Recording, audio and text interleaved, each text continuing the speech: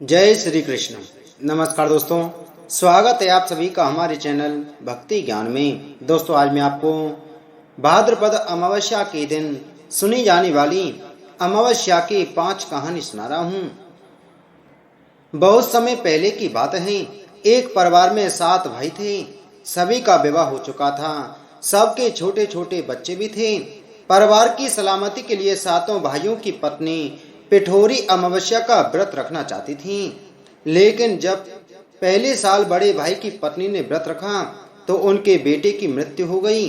दूसरे साल फिर एक और बेटे की मृत्यु हो गई। 7वें साल भी ऐसा ही हुआ। तब बड़े भाई की पत्नी ने इस बार अपने मृत पुत्र का शव कहीं छिपा दिया।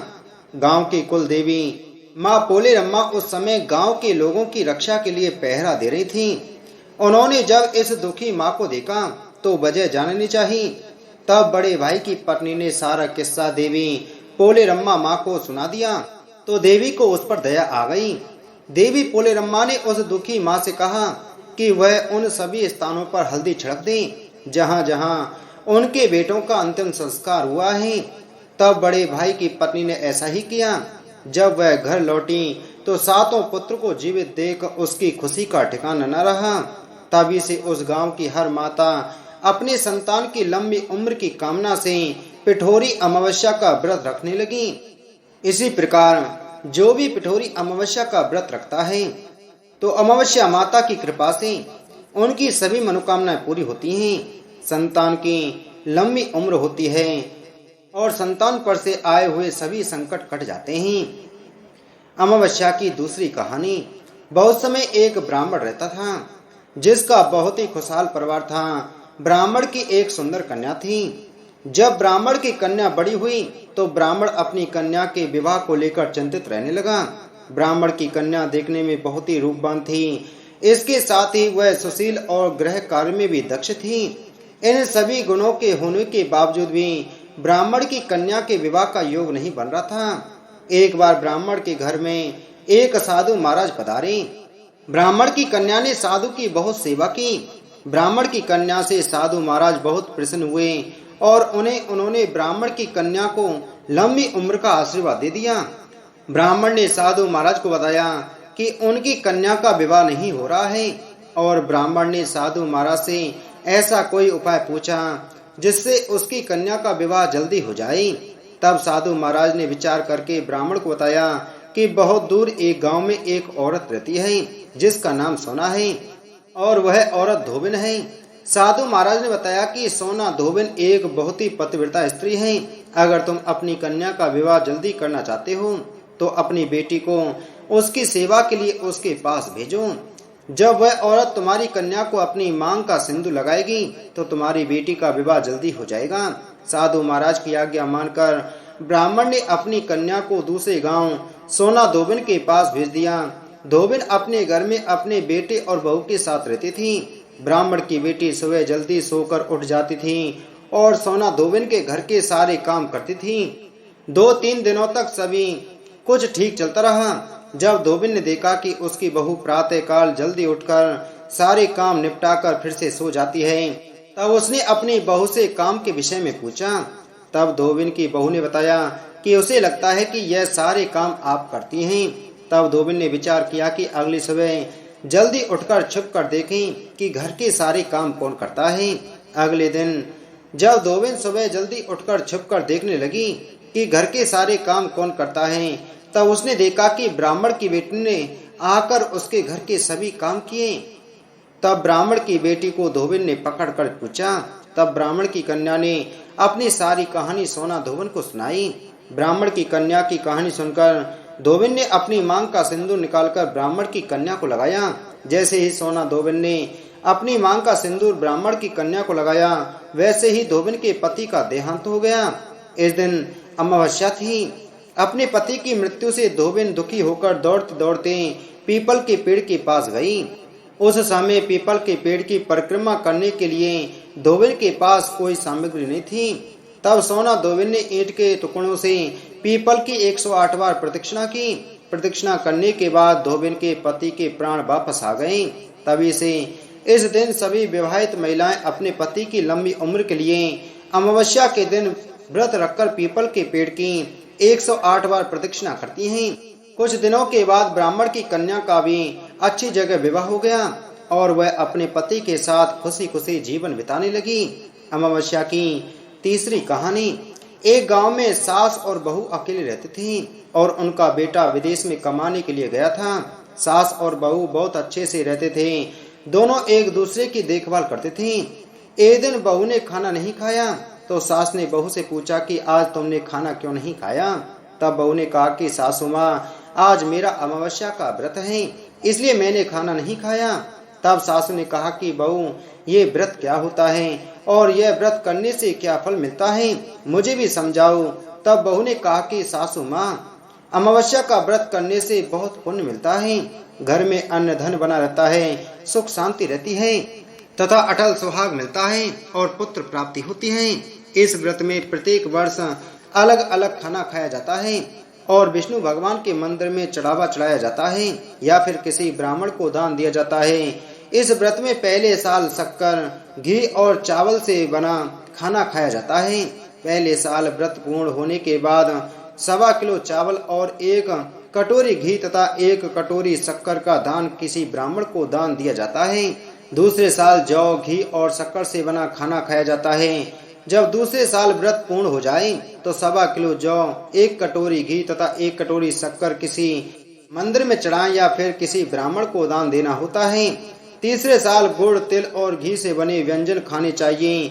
जब तीसरे साल व्रत पूर्ण हो जाए तो आधा किलो तिल, गुड़ तथा 1 कटोरी घी किसी मंदिर में चढ़ाया जाता है या फिर किसी ब्राह्मण को दान दिया जाता है। इसे ही अमावस्या व्रत कहा जाता है। फिर बहू ने कहा कि इस व्रत का अगर संकल्प लेते हैं तो इसे पूरा करना जरूरी होता है, अगर पूरा नहीं कर सकते हैं तो सास बहू में झगड़ा और घर में अशांति रहती है। तब सासू ने कहा कि मेरी तो उम्र हो गई है, लेकिन तुम यह व्रत करो। और बहू यह व्रत का आरंभ करती है। लेकिन एक दिन बहू ने किसी के कहने पर गेहूं से बनी रोटी खा ली और अमावस्या माता इस बात से नाराज हो गईं। जो सास और बहू बहुत ही प्यार से रहती थीं, इन दोनों में झगड़े होने लगी। सभी गांव वाले भी हैरान हो गए कि यह सब क्या हो रहा है। सास अपनी बहू को कहने लगी कि तुम जब से हमारे घर में बहू बन के आई हो तब से हमारे घर की लक्ष्मी चली गई है, तुम हमारे लिए शुभ नहीं हो। तब बहू ने कहा कि आपके घर की लक्ष्मी चली गई है तो कहाँ मिलेगी, मुझे बताओ, मैं लक्ष्मी को लेकर आऊंगी। तब सासू ने कहा कि लक्ष्मी तुमको समुद्र के बीच में भगवान विष्णु के पैर दबाते हुए मिलेंगी। तब बहू यह कहकर घर से चली गई कि अब जब तक मैं लक्ष्मी को लेकर नहीं आऊंगी तब तक इस घर में पैर नहीं रखूंगी। इतना कहकर बहू लक्ष्मी की खोज में निकल जाती है। जब बहू लक्ष्मी को खोजने के लिए निकलती है तब उसे बीच रास्ते में एक गाय माता मिलती है। वह बहू से पूछती है कि आप कहाँ जा रही हैं। तब बहू ने कहा कि हे गाय माता, मेरी सासू माँ मुझे कहती है कि मेरे आने से उनके घर में अन्न धन की कमी हो गई है और उनके घर की लक्ष्मी चली गई है, तो मैं लक्ष्मी को लेने जा रही हूँ। तब गाय माता ने कहा कि हे बेटी, अगर तुम जा रही हो तुम भगवान से मेरे बारे में भी पूछ लेना। तब बहू बोलती है कि ठीक है गाय माता, बताओ मैं आपके बारे में क्या पूछ लूंगी। तब गाय माता बोलती है कि मेरा जब भी बछड़ा होता है वह मर जाता है, जिंदा नहीं रहता। तुम भगवान से पूछ लेना कि मेरे साथ ऐसा क्यों हो रहा है, मैंने ऐसे कौन से कर्म किए हैं। तब बहू बोली, गाय माता मैं आपके बारे में जरूर पूछ लूंगी। यह कहकर बहू आगे बढ़ती है। अब आगे जाते ही बहू को एक घोड़ी मिलती है जिसके गले में घंटी के पाट लटके हुए होते हैं। घोड़ी ने भी कहा कि हे बेटी, तुम मेरे दुख का निवारण भी भगवान से पूछ लेना। तब बहू ने कहा जरूर पूछ लूंगी। यह कहकर बहू आगे बढ़ती है। आगे जाते ही बहू को एक अंधा और बहरा बुजुर्ग मिलता है। वह भी बहू से अपनी समस्या भगवान से पूछने के लिए कहता है। तब बहू उसकी समस्या भी भगवान से पूछने का कहकर आगे बढ़ती है। आगे जाते ही बहू को एक बूढ़ी औरत मिलती है जो हाथ और पैर से अपाहिज होती है। वह भी बहू से अपनी समस्या भगवान को पूछने के लिए कहती है। तब बहू उसकी समस्या को भी पूछने के लिए तैयार हो जाती है और आगे बढ़ती है। आगे जाते ही बहू थक जाती है और एक आम के पेड़ के नीचे बैठ जाती है। तब आम का पेड़ खुश होकर बहू से पूछता है कि बेटी, तुम कहाँ से आई और कहाँ जा रही हो। तो तब बहू बताती है कि वह लक्ष्मी को लेने जा रही है। तब पेड़ भी अपनी समस्या भगवान को पूछने के लिए कहता है कि मेरे पेड़ पर लगे आम खट्टे ही क्यों होते हैं, इस बारे में भगवान को जरूर पूछना। तब बहू उसकी समस्या लेकर आगे बढ़ती है। आगे जाते ही बहू को एक तलाई मिलती है। वह भी बहू को बताती है कि तुम भगवान से पूछना कि मेरी तलाई का पानी इतना मैला क्यों है, कोई भी इसे नहीं पीता है। तब बहू कहती है जरूर पूछ लूंगी और कहकर आगे बढ़ती है।